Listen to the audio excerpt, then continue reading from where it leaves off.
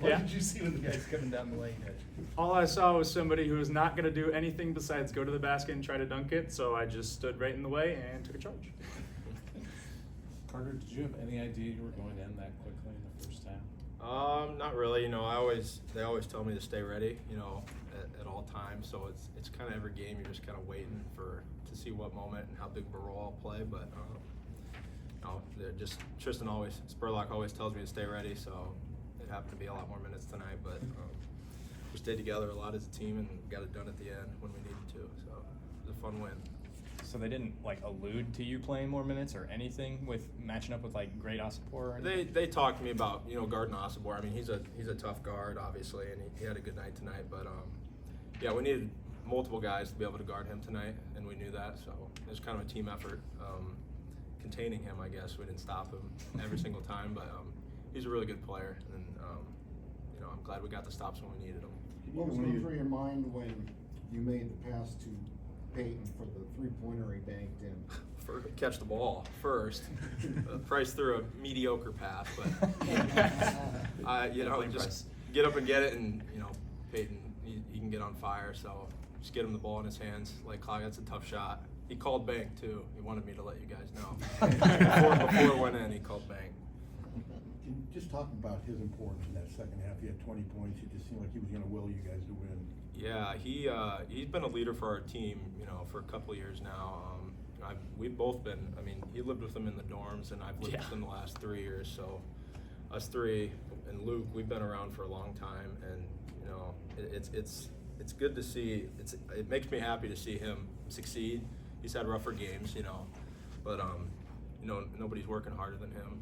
He stays true to his process, and I'm just glad that he got to show what he's capable of tonight.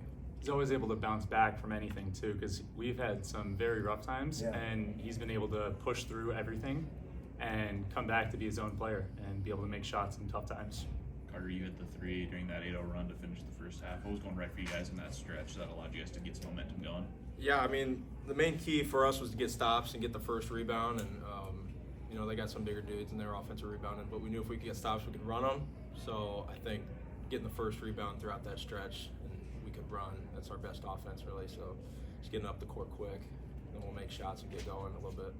What's a moment like this to contribute the way you guys did tonight mean to both of you?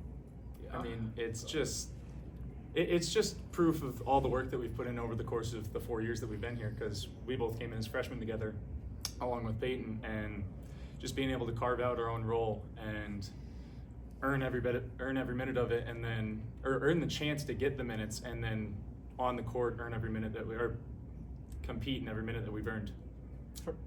Yeah, I'd say just to trust the process, I guess. God's timing is always perfect, so just to stay patient and always stay prepared, because you never know when it's going to be. And we're both glad we could contribute to a win tonight. For both of you guys, either one, you don't necessarily know how many minutes, if at all, you're going to get it on any given night. You guys obviously, as a team, have struggled. How do you just, in that role, how do you stay mentally strong and stay in it?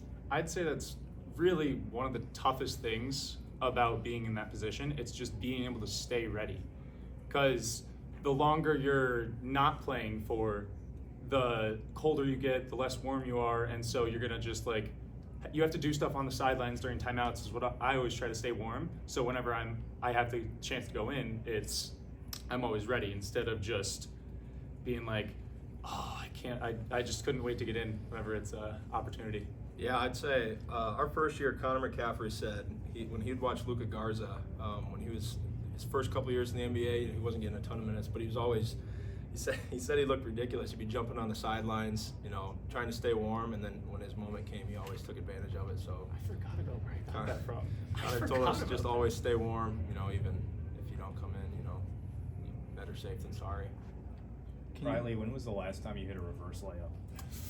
Well, in practice, I have. I don't know if I've really ever hit one in game since I've been here, but I've done it in practice a couple times. Can you guys maybe just describe the progression of your recruiting class over the years? I mean, it started with just Peyton being the one who was playing as a sub as freshman, and then over the course of just us two being practice guys, not Carter redshirting freshman year, me redshirting junior year, like it's just been trying to build up confidence in the coaches that we can do everything that they need us to do, and we've just been earning more and more. And then Peyton obviously is a really great player, and he's just done everything right from the start, really. Yeah, I'd say all of us, including Luke, we just all wanted to be here. You know, in this time, everyone's transferring, and Peyton, he could have done a two-way contract, but we want to play for Iowa. We want to win for Iowa, so just kind of we all want to trust that process. And just seems like everyone who's on the floor, whether it's you guys, Peyton, Josh, I mean, you guys are just laying it all out there, hearts on your sleeves all the time. How does it feel to just pull out a win like this in this type of moment? This was a very much needed win for us, and it's just huge that we got it. Yeah, I mean, we truly have a band of brothers, I would say. We all one big family. We all want to compete for each other and win for each other, so that's kind of what we just try and do. You know, we're not just playing for ourselves, we're playing for each other. Riley, it looked like you were trying Last to question, Mike. instruct the crowd. As far as cheering, did they meet your expectations? Oh yeah, they definitely met my expectations. We had a great crowd tonight. Thanks to really everybody who came out, because I think, I don't know if we could get this one without the crowd's energy. One more, Scott. Along the lines of playing for each other, I mean, this has been a tough season to go through, on the court, off the court, a lot of injuries, close calls, yet you guys continuously come out and play hard each and every game. What is it about this team's mentality that keeps you involved and keeps battling game after game? Because a lot of teams, possibly in your situation, might just roll over, and you guys have not done that. I think Coach McCaffrey has been, he'll probably say it here soon, we've taken a professional mindset to every practice, so just kind of keeping that, professionalism throughout practices, film sessions, staying mentally engaged, and then, like you said, just continuing to, care for each other, play for each other. We don't want to let each other down. That kind of mindset, and we've gotten a couple big wins here recently. So. All right, thanks guys. Thanks.